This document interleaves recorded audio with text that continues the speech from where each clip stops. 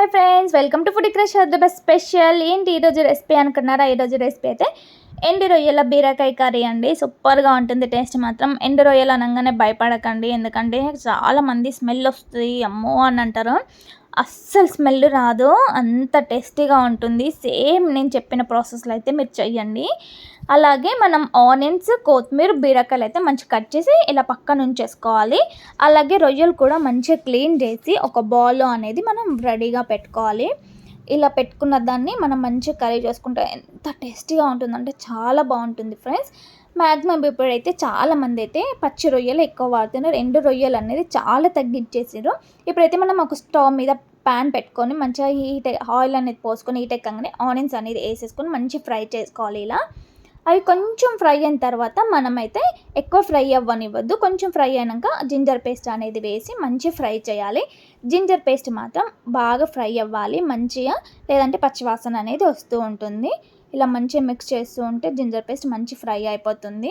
Ginger paste fry అవుతూ ఉంటుంటే మంచి స్మెల్ కూడా వస్తుంది మనకి.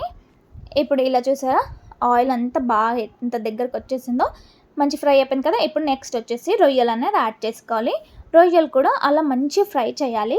ఇప్పుడే ఈ స్మెల్ అంతా వెళ్ళిపోతుంది ఇలా మంచి ఫ్రై చేస్తే. ఇలా వేయంగానే మనం అలా వెజిటేబుల్స్ వేసామనుకో నిజంగా కర్రీ అస్సలు బాగోదు, స్మెల్ వస్తుంది. రొయ్యలు అనేది ఆనియన్స్తో పాటు మంచి ఆయిల్లో మంచి ఫ్రై అవ్వాలి. అప్పుడు దాని స్మెల్ మొత్తం పోతుంది.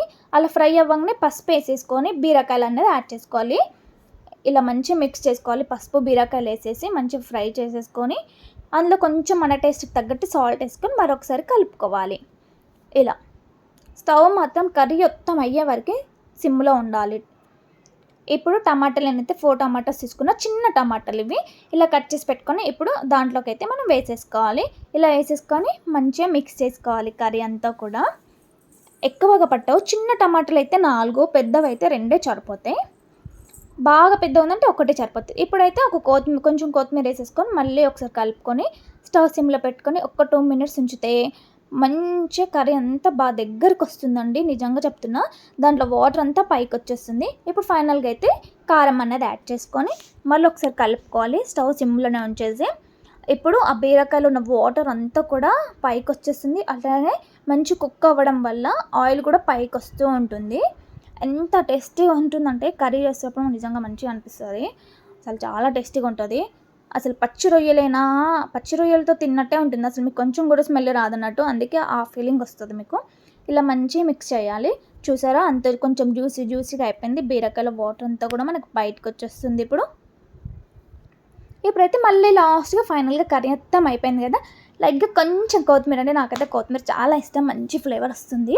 కొంచెం కొత్తిమీర వేసేసుకొని ఒక్కసారి కలిపేసుకుంటే అంతే, ఎంతో ఎమ్మీగా టేస్టీ ఉన్న బీరకాయ ఎండు రొయ్యల కర్రీ రెడీ అయిపోయింది ఫ్రెండ్స్. చూసారా ఎంత కలర్ఫుల్గా ఉందో. ఇలా కనుక చేసుకొని మనం అన్నంలో కలుపుకొని తింటూ ఉంటే ఆహా ఏమైనా ఉంటుందా, నిజంగా చెప్తున్నా, అంత టేస్టీగా ఉంటుంది తెలుసా. చాలా బాగుంటుంది. కానీ ఇది చపాతీ కంటే కూడా రైస్కే చాలా బాగుంటుంది. చపాతీతో కావాలి మాకు రైస్తో తినలేము అనుకునే వాళ్ళైతే జొన్న రొట్టెతో బాగుంటుంది. నార్మల్ మనం పిండి చపాతీ కంటే కూడా జొన్న రొట్టెతో అయితే అస్సలు అంత టేస్టీగా ఉంటుందంటే సూపర్గా ఉంటుంది. దీని కాంబినేషన్ అయితే జొన్న రొట్టె అండ్ అన్నం, ఈ రెండిట్లో దేంతో అయినా తినండి, అంత సూపర్గా ఉంటుంది.